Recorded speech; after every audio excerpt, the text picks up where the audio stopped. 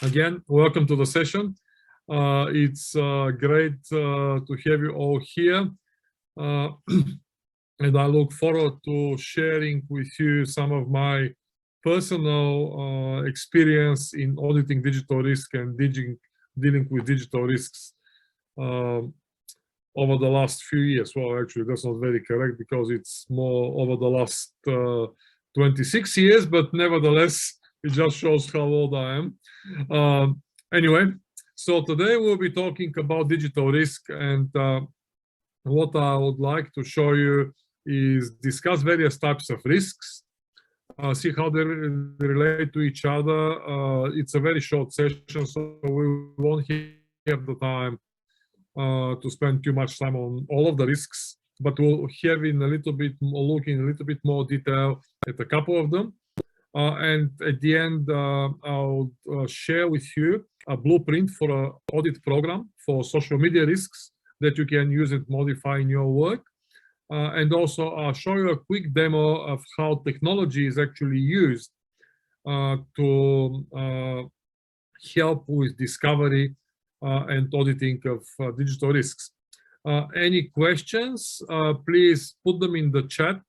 At the end of the session, I will have a look and I'll try to answer them. During the session, I won't have time because I need to focus on the presentation, but at the end of the session, we'll get to the questions. So, first, a couple of definitions, because things can get actually quite confusing sometimes. And we hear all of these words, and what do they mean? Not very clear. So first is digitization. And digitization is the process of changing from analog to digital form. Essentially what that means is if you have a lot of vendor invoices from the past, which are on paper, and when you take and scan those invoices and put them in your corporate document management system, this is what digitization is. We are not doing anything yet with the information. We're just basically converting paper or photos or things like that into a digital form that we'll be able to do something with it later. So digitization is actually the very first step, and it's at the bottom of the process. The next one is digitalization. They sound very close, but they are actually quite different. And so here we're using digital technology to change a business model, to provide new revenue or value producing opportunities, improving our processes. So it's the process of moving essentially to digital business. Going back to my example with the invoices, when you digitize them, you have a lot of PDF files in your document management system. That's about it. However, digitalization is the next step when you can actually do something with that information. So for example, using optical character recognition, you can extract the information from the invoices, and actually you'll be able to run a query, a simple business question along the lines of how much did we spend with vendor X in Q1 of 2021, okay? Now, just looking at the pictures, you cannot do that. However, when you convert the pictures, or the documents, sorry, when you extract the information, that is when you're looking at digitalization, and this is when you start actually doing something with the information which is sitting on that media. Okay, so digitization is basically just converting from analog into digital form. Digitalization is starting to use these things. So in this case, we can actually improve our processes. Even if we have still vendors who are sending us paper invoices, now we don't need to actually keep them anymore. We can quickly scan them, process them whichever way, and actually they will become part of the information in our ERP system. And if before there was somebody actually manually keying in the information from those invoices, we can now audit and digitalize the whole process. So the person who was entering data for they can think with more organization as opposed to just reading invoice and keying in the information. Machines can actually do that much better than us. Okay, so now, then we move on to digital risk management. And this is a term which looks at all of the digital initiatives that we have in our organization and looks at how to improve risk effectiveness and efficiency.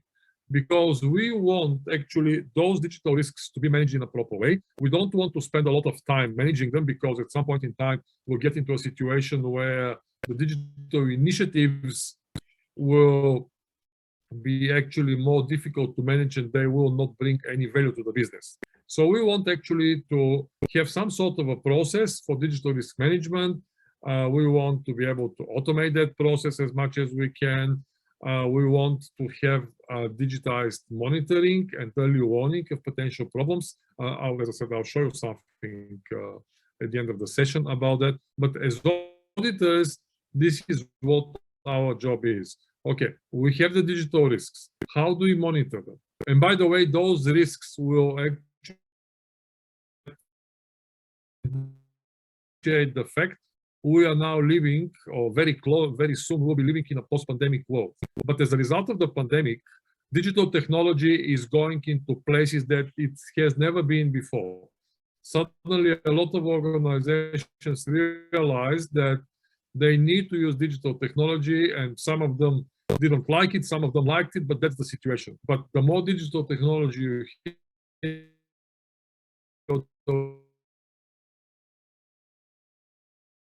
using new applications, those applications are now being managed by a new set of vendors. So all of these things will increase the risks. Okay, so now we want with digital risk management, we want some sort of a concerted management of the processes, the data, the analytics that comes with it, and it needs to also include the overall organizational setup, particularly talent and culture. People need to realize in the organization that this is the new normal that we've been talking about for 2 years now. Digital technology is here. There will be new processes. They will need to be able to deal with those processes. Those people need to be reskilled as well, and they need to be, apart from pure skills to do their jobs, they also need to be educated on the potential issues. This is partially our job as auditors, to actually explain to the business managers what are some of the issues that can occur because of the increased use of digital technology. Now, business people do not care about risk only, okay? Our job as auditors is to do that. Business people care about a lot of other things, including risk. And this cannot be something that they'll be focusing all the time. So we need to actually explain to them what is going on. Now, just a quick question. I want to get an idea. What do you think are the biggest digital risks facing your organization? So just use the chat box and enter a number between 1 and 6. You can enter more than 1. You can enter 2 numbers if you think that there's 2 of these are actually really, really important and your organization needs to do something about them. So if you think it's new technologies, just enter 1. If you think it's cybersecurity, enter 2. Privacy, enter 3. Social media 4. Digital disruption 5. And identity fraud 6. So just quickly to get an idea what we think.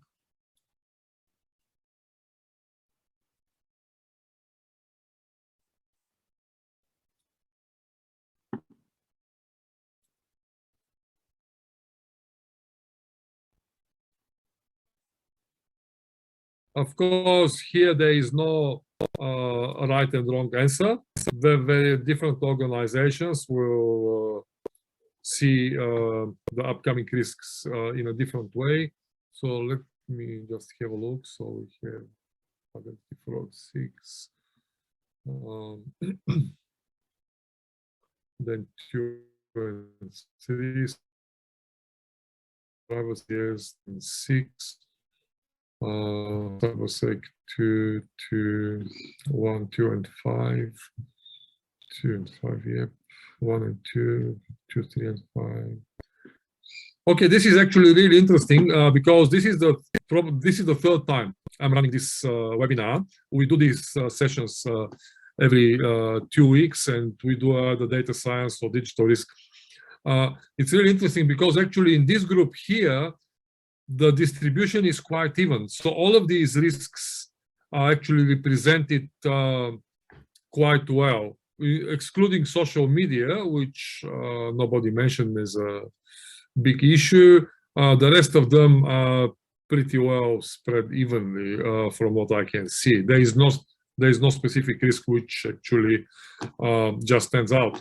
This is really interesting because that shows to me that organizations and you personally are starting to look more at the complete picture of digital risks. This is not just one which is bad. There is actually a number of them that we need to deal with, and we need to advise our organizations on what to do about them. So moving on, I want to, when I think about digital risks, this is my personal view. I'd like to actually split them into internal versus external. There are risks which sit within the organization, and there are risks which are coming at us all the time.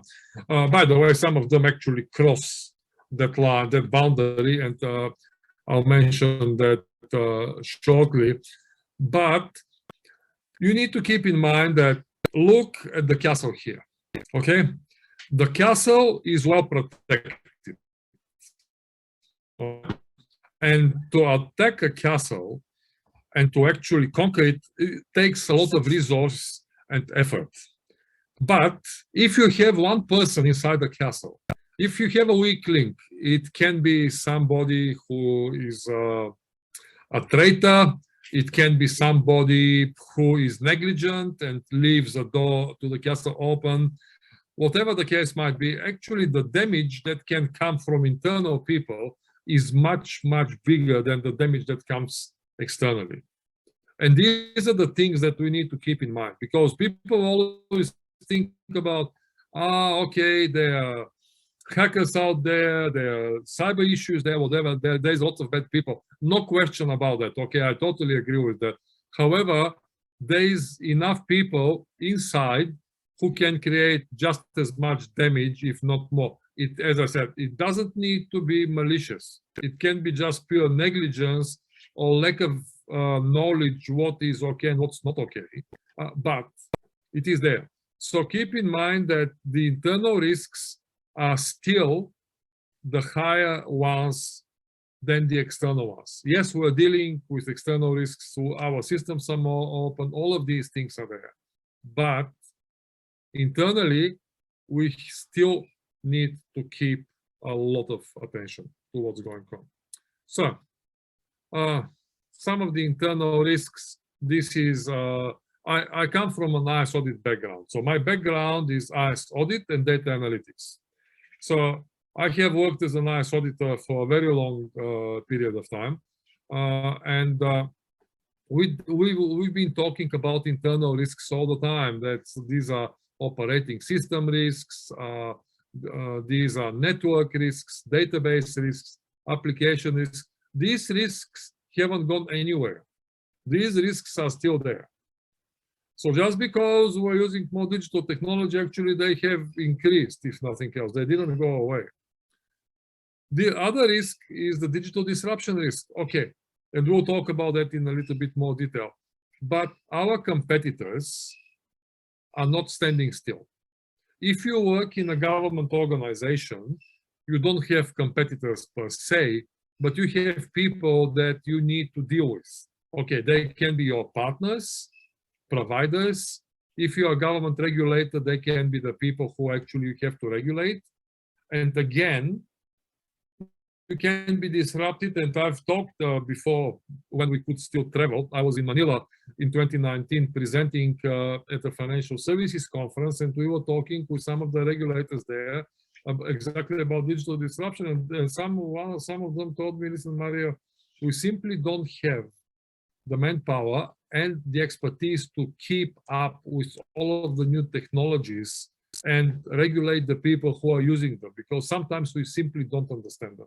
This is a digital disruption risk for government organization regulating this case.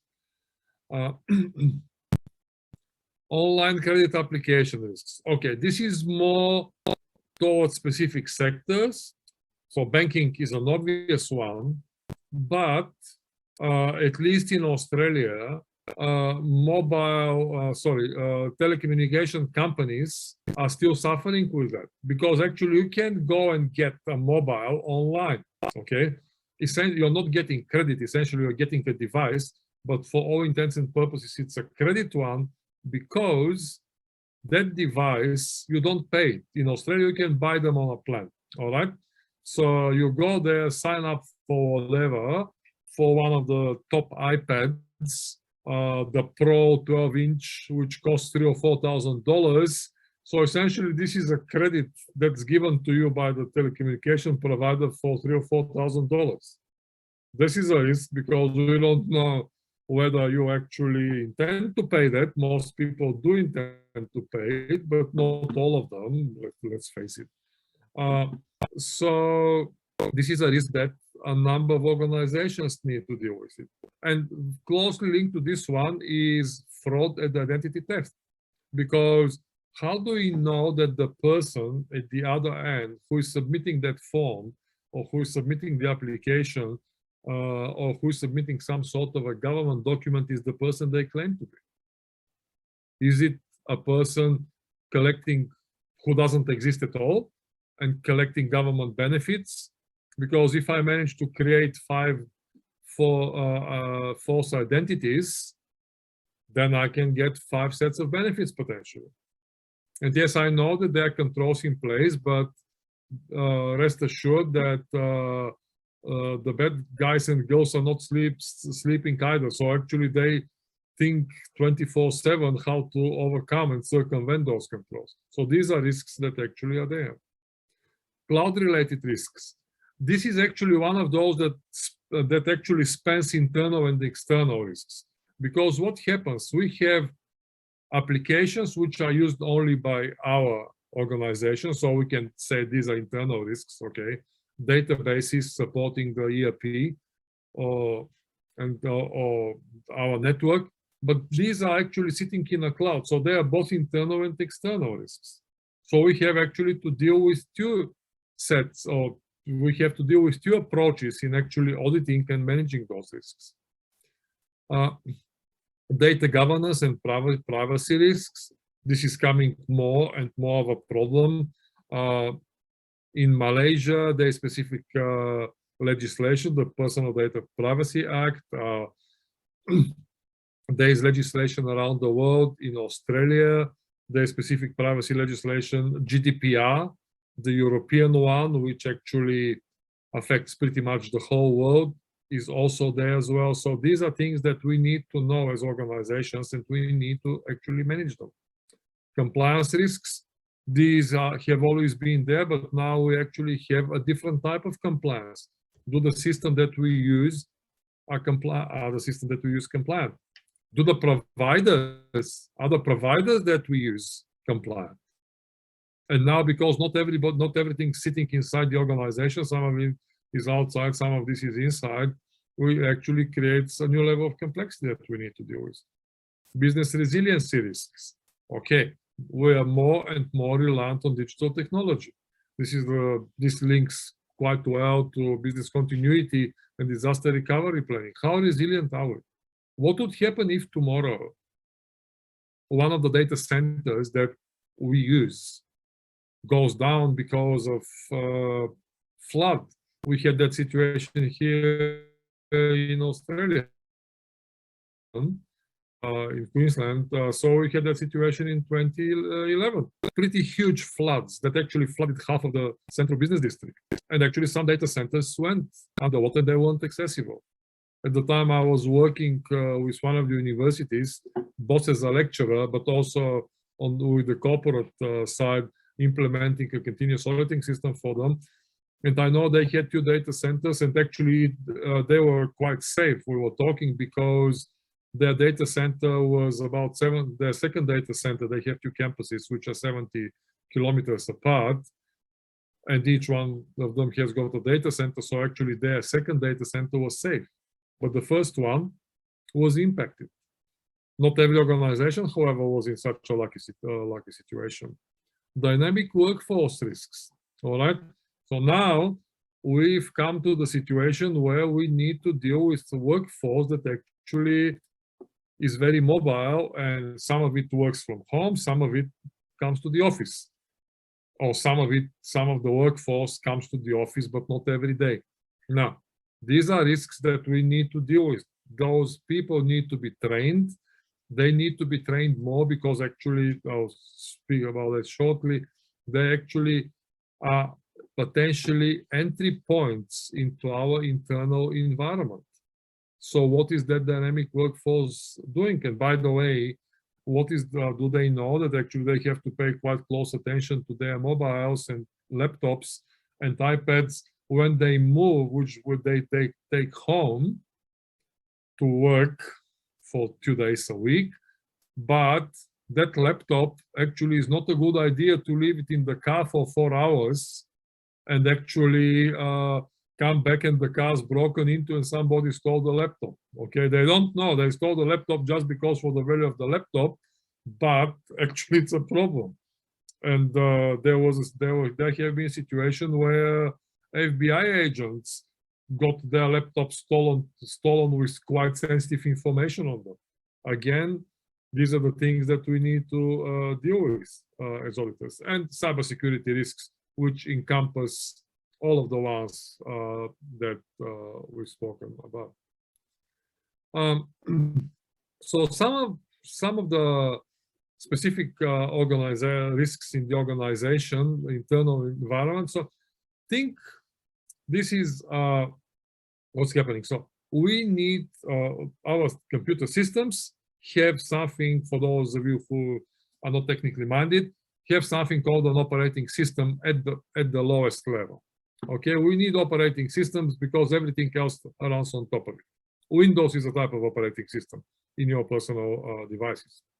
Within those operating systems, on top of that, we have databases which are running and which are supporting our applications, such as ERPs, finance applications, customer relationship management systems. All of these are sitting on top of a database of some kind. Very, very rarely, and I cannot remember when was the last time I've encountered something like that, an application which doesn't use a relational database as its basis. So we have then the applications, and those applications actually can be using exclusive databases just for that application, but there can be more than one application actually using the same database. So if somebody manages to get into the databases, which are on the left-hand side here in the picture, and they break them, they actually have access to the data in 2 applications at the same time, simply because the database serves 2 applications. So on top of all of these things, then we have the network, because our operating systems are connected internally, and sometimes it can be externally, because if we are a large organization with several sites and several offices, we have actually our networks coming out from one office to the other. So there is another weak point there. And all of that finally is connected to the internet, which makes it wide open for malicious actors to come inside and try to break our systems, and so on and so on.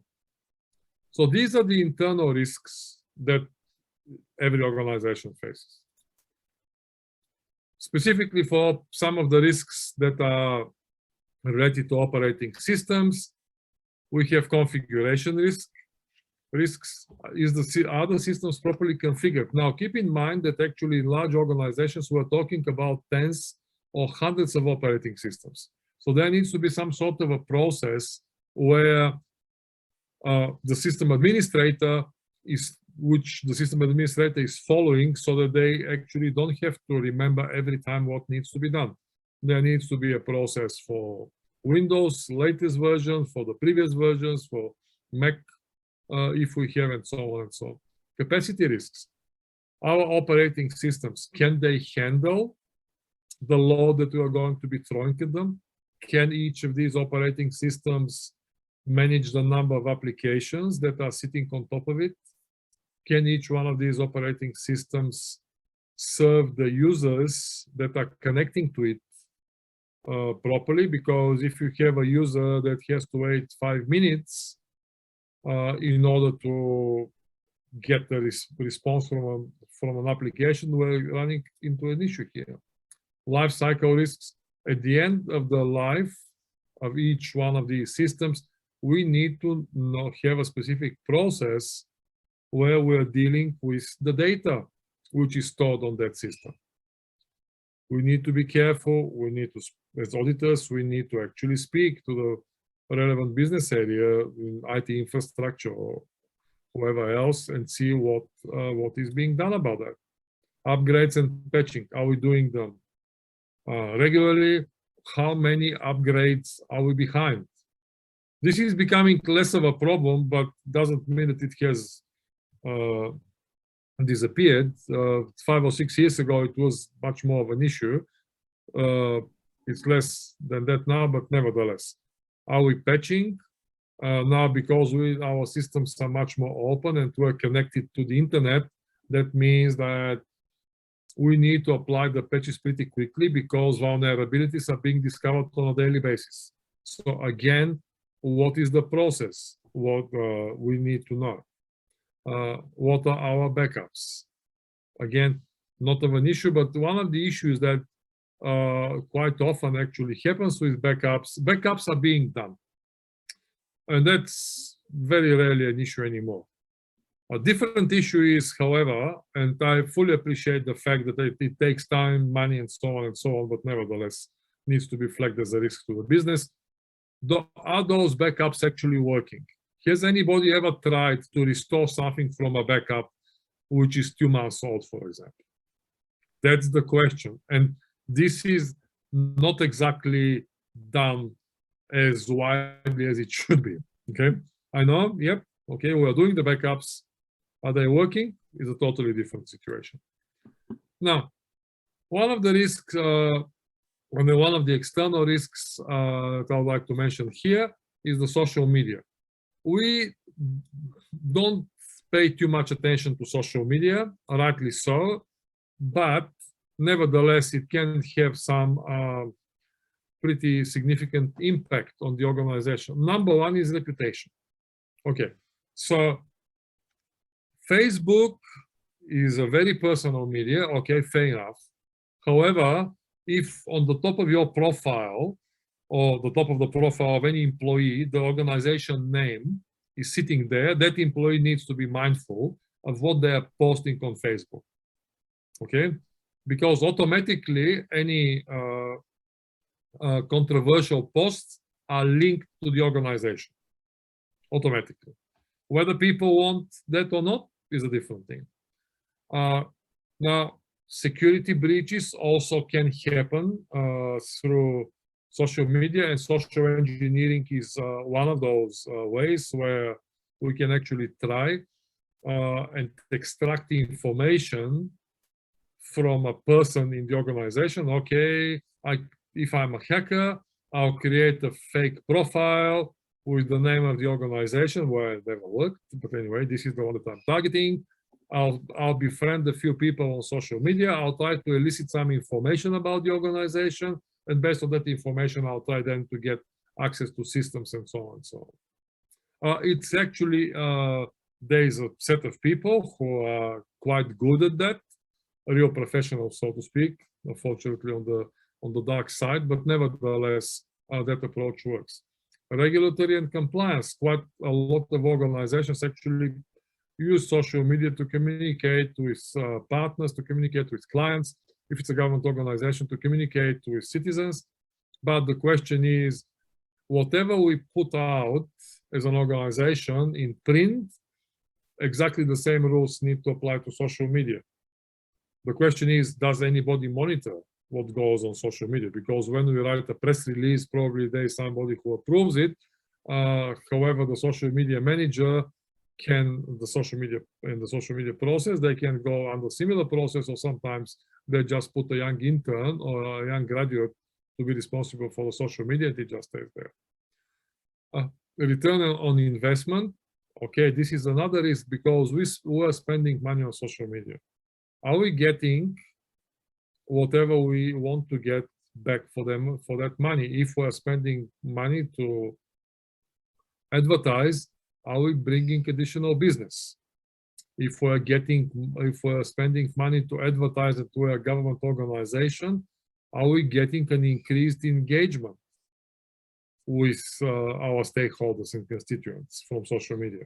Again, these are risks that need to be monitored, and somebody needs to ask those questions, because if we are not, the question becomes very easily, why are we spending money on Facebook when, for example, LinkedIn might be a better media? Shouldn't we just stop or reduce the Facebook spend and move on to LinkedIn, and vice versa? Or maybe for specific purposes, we can use LinkedIn, like, for example, advertising for jobs, but engaging with customers, we want to be using Facebook. Because if you are looking for a highly skilled programmer or lawyer, it's a better idea to advertise that job on LinkedIn and spend the money there, as opposed to advertise the job on Facebook. Privacy is a big one. As I mentioned, it becomes very expensive these days not to pay attention. And actually here is an article, it's 3 years old, but still relevant. France fined Google $57 million for GDPR violations. GDPR is an European legislation, and it deals with privacy. Okay. Now, just because it's European doesn't mean that it doesn't apply. Okay. As you see, France fined Google, who is an American company. The thing is that a lot of organizations actually, pretty much every organization, I'll say, unless you're a very small business, falls under GDPR, because it's about the data that the organization holds for European citizens. And I had that conversation in Malaysia, actually in KL, 3 years ago, when I went and visited one of the large organizations in the city. And we were talking about GDPR, and somebody said, no, it doesn't apply to us. I said, really? No, I said, no, number one, I'm pretty sure that there is enough expats from Europe who work here. But even if we leave that aside, when I went downstairs, somebody actually took a photo of my driver's license.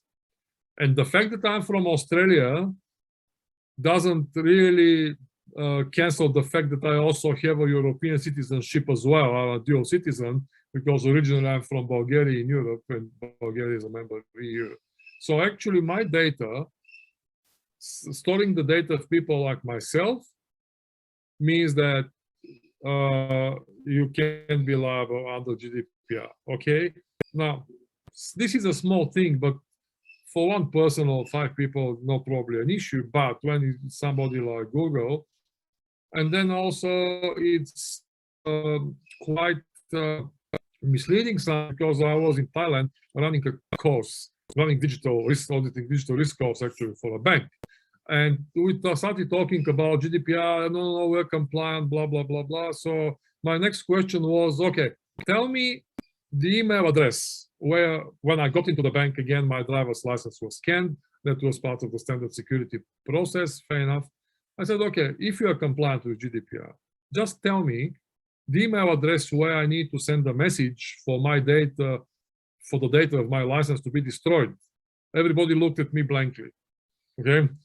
They didn't know where it is. Anyway, doesn't matter. I just want to make a point. There is a number of things that organizations need to keep in mind. And these were just a couple of examples. Cybersecurity, and that is actually linked quite a bit to the dynamic workforce.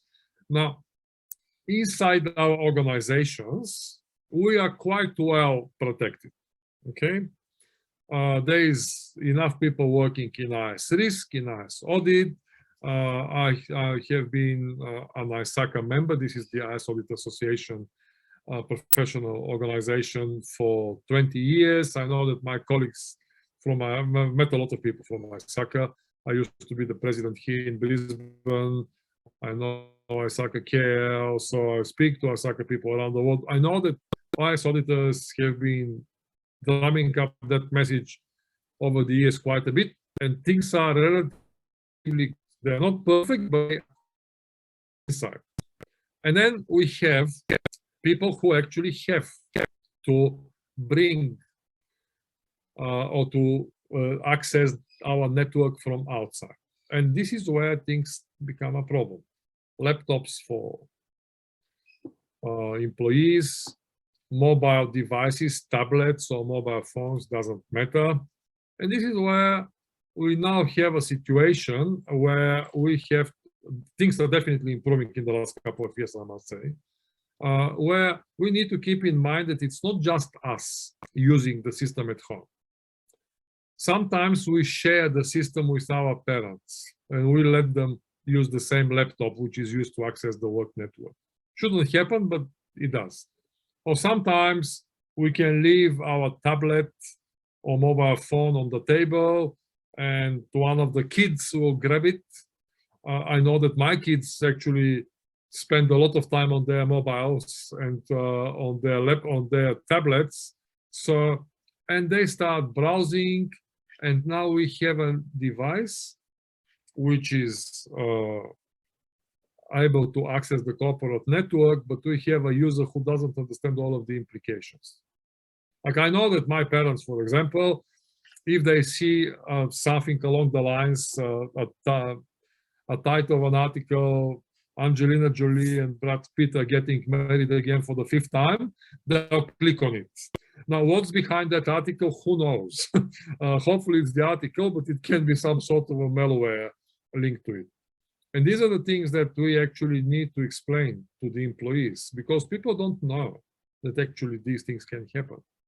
And this is actually very easy to fix and very cheap. Education is getting everybody to spend an hour doing a basic cybersec session is not that much. Doesn't cost that much, but we can actually address a fairly big risk here. Digital disruption is another one, and I just want to provide a few examples here. Have a look, nice camera. How many people are buying cameras now? All of these businesses, a lot of them actually have gone out. Kodak filed for bankruptcy because we now take photos on our mobile phones. And I'm pretty sure that the sales of proper cameras have dropped significantly, because who will be bothered unless you are really into photography? Who can be bothered actually buying a camera when you can use your mobile phone? I bought a specific camera 3 years ago just to take when I was running courses and do some short videos. I have hardly used it, simply because it's much easier for me to do it on the mobile. Woolworths is one of the 2 top retail supermarket chains in Australia. And now, suddenly, Woolworths decided it's a good idea to get into financial services and insurance and started issuing credit cards. As you can see here, the Woolworths logo is there. So Woolworths suddenly started eating into the business of the financial services organizations. The big banks probably are not impacted as much. The smaller players definitely will be. And then, of course, the thing that we all know, taxis, these have been disrupted quite well. In Australia, they had to change their business model. In Malaysia, I know that they had to change it too. And suddenly from taxis, we moved into Grab. And actually, I was quite surprised last time when I was in KL 3 years ago that I ordered Grab And actually a normal taxi came to me. I said, what's going on? It's a taxi on it, something like that. The guy said, listen, now we work both as taxis and as Uber providers. So, okay, whatever works. But this is just an example of digital. These are just 3 examples of digital disruption. And this is something that, again, we need to actually talk to our organizations about. Just quickly, social media risk blueprint for audit program. Now, review the organizational chart to work out what departments are, define the scope, what are we going to be auditing, because we can audit the public relations risk, that's one thing, but we can also audit the operational effectiveness. So are we looking at the financial side of things, return on investment and so on, or are we looking at the public relations and the other risks which are associated with it? Then who is responsible actually, who is dealing with social media? This is a question that quite often it's quite difficult to actually find the answer. Who is responsible? Who is a senior manager in which department social media activities fall in? Then interview the social media professionals in the organization. Who is responsible for all these posts that go to Facebook, Instagram, LinkedIn, whatever? Can be one person, can be 2 or 3 people, depending on how large the activity is, but nevertheless, there are people who actually, well, maybe they're doing it part-time and they have another job, but find them. And then review the presence on different platforms. Okay, there are several platforms. The question needs to be asked, where are we doing something? Are we doing LinkedIn, Facebook, and Twitter? Are we doing Facebook, Instagram, and TikTok? Are we doing all these 5? No matter what, but we need to know where we are. And then create a map if it's not present. If somebody has got a map, that's great. But if not, just create a map of all of the platforms where the organization is doing something. Then review the approval and the publishing process. Whenever something goes onto social media, does anybody read it to approve it? For print, and I used to work in organizations that were quite sensitive and the compliance was a big thing.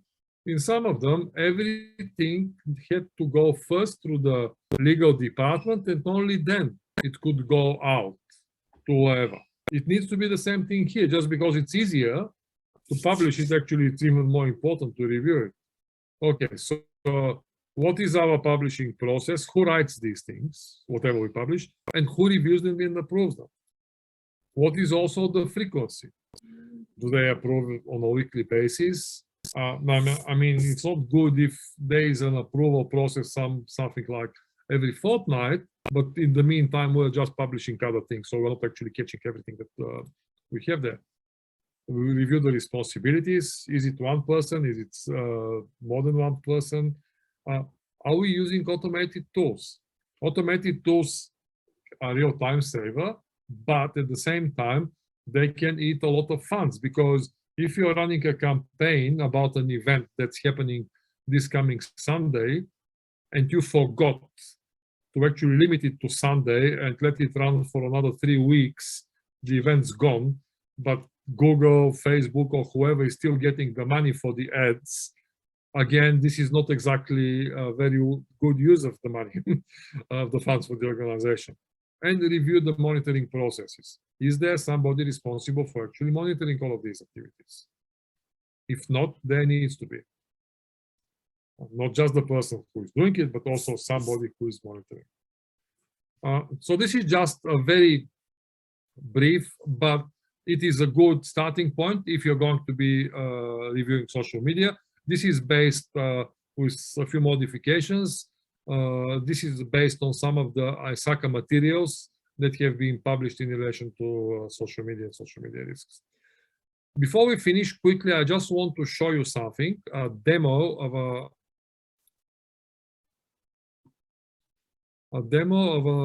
of a system which is used to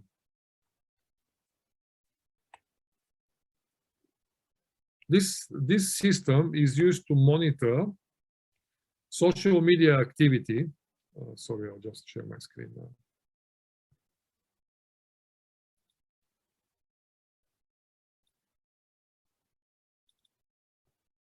So this system is used to monitor social media activity as well as answers of credit applicants in a bank in order to identify synthetic identities. This is part of my PhD research, which I have finished. So I'm just sharing with you what was created as part of that. So the system reads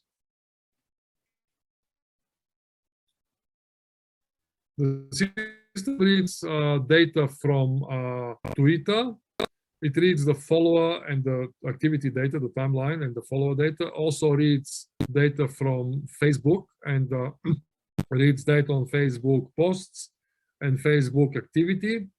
Reads also data of the answers that applicants provided on the credit application, like what are you going to be using the funds for, what are you going to be, how are you going to repay the loan if you lose your job, that type of thing.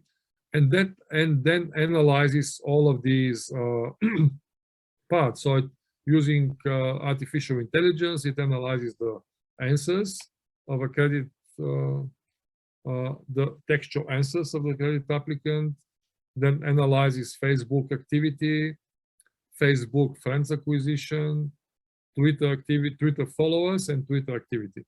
So all of this is analyzed, and then it is provided to the bank or to other systems in the bank to see, basically with an evaluation 0 and 1, this is a good identity, let it through, or this is a potential synthetic identity, needs to be reviewed by a human.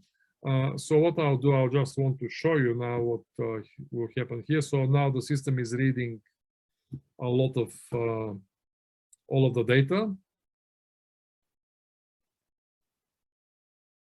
And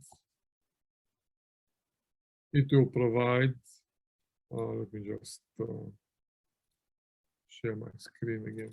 This is the output from the system. So basically the system says here, okay, Facebook is good, the top 2 tiles, Facebook activity is good, Facebook friends is good, Twitter followers, the bottom left is good. However, Twitter activity seems dodgy. That's why it's yellow, it's a warning. And also the topic answers, the textual answers seem dodgy. Please review the application manually. Otherwise, the application will be approved automatically by the bank or will be sent to the next process, to the next stage in the process, whatever the internal process of the bank is. So this is just an example of how actually artificial intelligence and advanced digital technology can be used. By the way, the tool that I just showed you, called NIME, is the one that we use in all our training when we run data science or auditing digital risk, because the tool actually doesn't require any programming knowledge. The tool requires all these little nodes, the colorful squares, to be linked together in order to do something.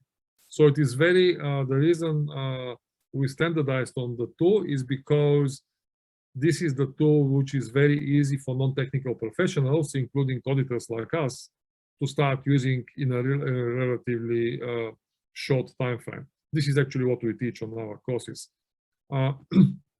So I'll just for a second. So this was the demo. This is the end of the session. Before we get to the questions, I just want to let you know we have a live hands-on digital risk workshop coming soon, just to give participants an idea and to get them on the road of digital risk auditing. You will receive an email for it. That should be coming probably the next couple of weeks. And if you're interested, in the meantime, talk to your colleagues. It's a 4-hour workshop live, and it will be run by myself. So there is no pre-recording or anything like that. Hopefully, assuming that COVID goes away and we start traveling normally, I'll have the opportunity to come again to KL and run it there. But for the time being, we have to stick to Zoom, unfortunately. But yeah, so you will receive the information about it.